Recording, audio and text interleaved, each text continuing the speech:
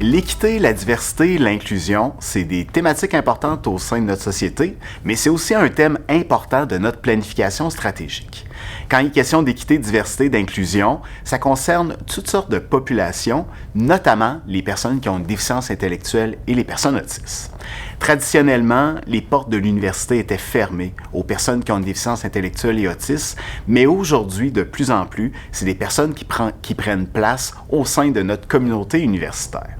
Donc, dans le cadre du projet d'un collectif inclusif en déficience intellectuelle et autiste, ce qu'on souhaite, c'est réunir le plus grand nombre de partenaires de la communauté universitaire, mais également des milieux de pratique du CIUS de la Mauricie et du Centre du Québec, de façon à rendre notre université plus inclusive pour les personnes qui ont une déficience intellectuelle et les personnes autistes. Dans un premier temps, ce qu'on souhaite, c'est repérer les différentes initiatives qui sont déjà en place à l'UQTR. Que ce soit en enseignement, en recherche ou par le biais de services à la collectivité, la communauté universitaire réalise toutes sortes d'actions pour promouvoir l'inclusion des personnes qui ont une déficience intellectuelle ou autiste. Dans les derniers mois, vous avez peut-être vu passer un sondage qui nous a notamment permis de repérer comment, par exemple, dans l'enseignement, la recherche et les services à la collectivité, on réussit à avoir des actions concrètes pour promouvoir l'inclusion des personnes.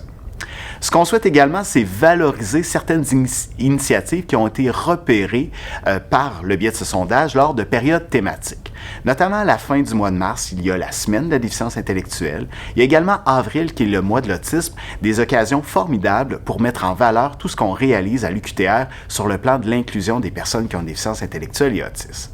On souhaite également promouvoir l'Institut universitaire auprès des chercheurs de l'UQTR parce qu'un institut universitaire en déficience intellectuelle et en autisme, c'est l'occasion de réunir les forces vives en recherche pour faire en sorte que, peu importe nos disciplines, on soit capable de contribuer à l'inclusion des personnes qui ont une déficience intellectuelle et autisme. Et enfin, on veut explorer les liens de collaboration possibles entre le CIUS de la Mauricie du Centre du Québec, l'Institut universitaire en déficience intellectuelle et en troubles du spectre de l'autisme et différentes unités de l'UQTR afin d'identifier des secteurs dans lesquels on peut être toujours plus inclusif des personnes qui ont une déficience intellectuelle et autisme. En terminant, je souhaite remercier Renée Proulx, directrice de l'enseignement universitaire, de la recherche et de l'innovation au CIUS de la Mauricie du Centre du Québec, de même que Mme Jacinthe Cloutier, qui est directrice des programmes en déficience intellectuelle, en troubles du spectre de l'autisme et en déficience physique, pour leur contribution, leur co-construction en fait de cet objectif, dans l'atteinte de cet objectif de notre planification stratégique. On vous invite donc à être à l'affût